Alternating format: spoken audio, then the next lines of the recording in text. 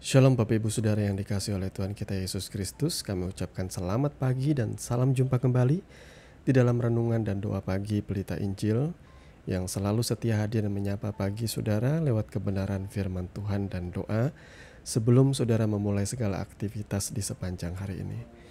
Bagaimana kabar saudara di kesempatan pagi hari ini? Kami selalu berharap kiranya kasih dan damai sejahtera oleh pertolongan Roh Kudus melimpah di dalam hati dan kehidupan saudara sekalian dimanapun saudara berada. Dan di kesempatan kali ini renungan firman Tuhan akan mengangkat judul Jangan Tawar Hati Karena Masalah. Nas firman Tuhan terambil dari Efesus pasal yang ketiga ayat 8 sampai dengan ayat yang ke-13. Kepadaku yang paling hina di antara segala orang kudus telah dianugerahkan kasih karunia ini untuk memberitakan kepada orang-orang bukan Yahudi kekayaan Kristus yang tidak terduga itu, dan untuk menyatakan apa isinya tugas penyelenggaraan rahasia yang telah berabad-abad tersembunyi dalam Allah yang menciptakan segala sesuatu, supaya sekarang oleh jemaat diberitahukan pelbagai ragam hikmat Allah kepada pemerintah-pemerintah dan penguasa-penguasa di sorga, sesuai dengan maksud abadi yang telah dilaksanakannya dalam Kristus Yesus Tuhan kita. Di dalam Dia kita beroleh keberanian dan jalan masuk kepada Allah dengan penuh kepercayaan oleh iman kita kepadanya. Sebab itu aku minta kepadamu supaya kamu jangan tawar hati melihat kesesakanku karena kamu, karena kesesakanku itu adalah kemuliaanmu. Amin. Untuk kebenaran firman Tuhan. Bapak Ibu Saudara yang dikasihi oleh Tuhan kita Yesus Kristus, tahukah saudara bahwa masalah itu adalah bagian dari kehidupan manusia, tanpa terkecuali tentunya. Jadi kita tidak dapat menghindar atau lari dari masalah. Kita harus menghadapinya. Mungkin kita berpikir, mengikut Tuhan Yesus kok malah semakin banyak ujian dan permasalahan. Nah, saudaraku yang dikasihi Tuhan, percaya kepada Yesus itu bukan berarti perjalanan hidup saudara bakal mulus ibarat melewati jalan tol. Bukan berarti pula kita langsung memiliki kehidupan yang berlimpah dengan berkat. Justru pada saat kita berlabel Kristen, kita harus siap dengan segala konsekuensinya. Tuhan Yesus berkata, setiap orang yang mau mengikuti aku, ia harus menyangkal dirinya, memikul salibnya dan mengikut aku. Matius 6 ayat 24. Dengan adanya masalah demi masalah yang menghiasi perjalanan hidup kita, bukan berarti Tuhan tidak mengasihi dan mempedulikan kita. Justru dengan masalah yang ada, Dia hendak membentuk dan memproses kita supaya iman kita makin kuat dan berakar di dalam Dia, di dalam Tuhan kita Yesus Kristus. Nah, seringkali kita menjadi lemah dan tawar hati ketika permasalahan itu datang menimpa ya. Kita berharap Tuhan segera memberi pertolongan atau Tuhan segera menjawab doa-doa kita. Namun, bagaimana jika pertolongan Tuhan tidak kunjung datang? Lantas apakah kita kecewa dan tidak lagi punya semangat untuk mencari Tuhan lagi?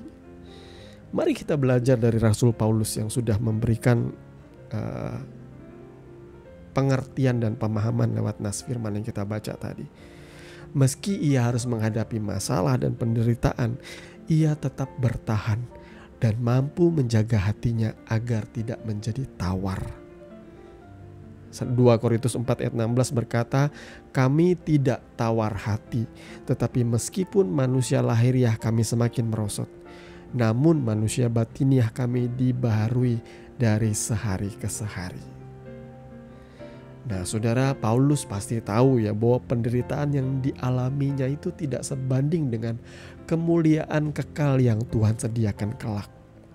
Inilah yang menjadi kekuatan Paulus. Matanya memandang kepada kekekalan. Tawar hati hanya akan membuat kita makin lemah dan tak berdaya menghadapi masalah yang ada. Sebab jika engkau tawar hati pada masa kesesakan, kecillah kekuatanmu. Amsal 24 ayat 10. Sebaiknya hadapi setiap masalah yang ada dengan penuh iman, saudaraku. Jangan hanya karena masalah kita menjadi mundur dan meninggalkan Tuhan. kita akan menjadi rugi besar, saudaraku. Sebagaimana Roma 8 ayat 18 berkata, penderitaan zaman sekarang ini tidak dapat dibandingkan dengan kemuliaan yang akan dinyatakan kepada kita kelak. Tuhan Yesus memberkati firman-Nya. Mari kita berdoa. Bapa, di dalam nama Tuhan Yesus, kami mengucap syukur untuk kebenaran firman Tuhan yang kami percaya menguatkan iman kami, pengharapan kami, bahkan menguatkan mental rohani kami, Tuhan, supaya kami tidak mudah menjadi kecewa dan mundur bahkan meninggalkan Tuhan. Kami belajar semakin berat setiap masalah yang kami hadapi, maka kami mau semakin bertelut merendahkan diri di hadapan-Mu, Tuhan. Kami semakin mencari wajah-Mu, Tuhan. Kami semakin memegang erat, Tuhan, pengharapan kami hanya kepada-Mu. Karena kami sadar bahwa pertolongan kami hanya datang daripada Tuhan saja. Oleh sebab itu Bapa, kami berdoa bagi kami saat ini yang sedang letih lesu, berbeban berat, yang sedang mengalami pukulan keras oleh karena kehidupan. Kami menghadapi pergumulan atau persoalan yang pelik saat ini, Tuhan. Kami mohon pertolongan-Mu, Tuhan. Kami mengangkat tangan, kami mengangkat hati kami, dan kami berseru kepada-Mu, Tuhan. Kami percaya Tuhan akan turun tangan dan menyatakan pertolongan bagi setiap kami. Tuhan, belalah perkara-perkara kami, Tuhan. Kau lihatlah pertobatan kami. Kau lihat kesungguhan kami mengikuti Engkau. Tuhan, kami mohon belas kasihan-Mu. Engkau nyatakan di tengah-tengah kehidupan kami, di tengah-tengah keluarga rumah tangga kami, Tuhan. Ampuni dosa pelanggaran kami, dan juga kami belajar melepaskan pengampunan kepada orang-orang yang mengecewakan dan menyakiti hati kami. Terima kasih Bapa. Kami percaya Tuhan pasti menjadikan kami berhasil dan beruntung, oleh karena belas kasihan Tuhan ada dan turun atas kehidupan kami. Terima kasih Bapa.